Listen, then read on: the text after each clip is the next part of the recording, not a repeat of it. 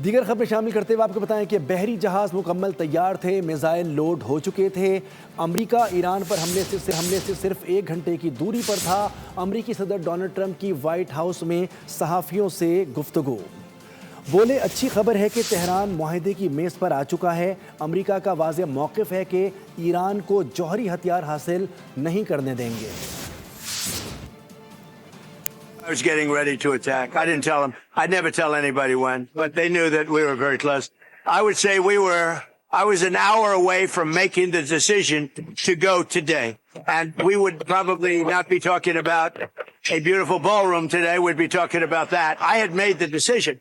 So they called up. They had heard I made the decision. They said, sir, could you give us a couple of more days?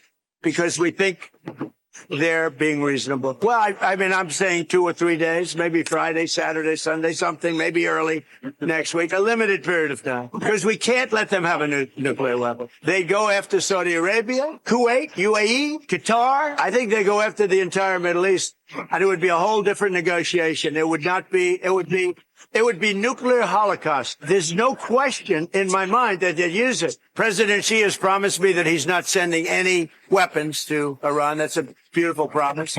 I take him at his word. I appreciated it.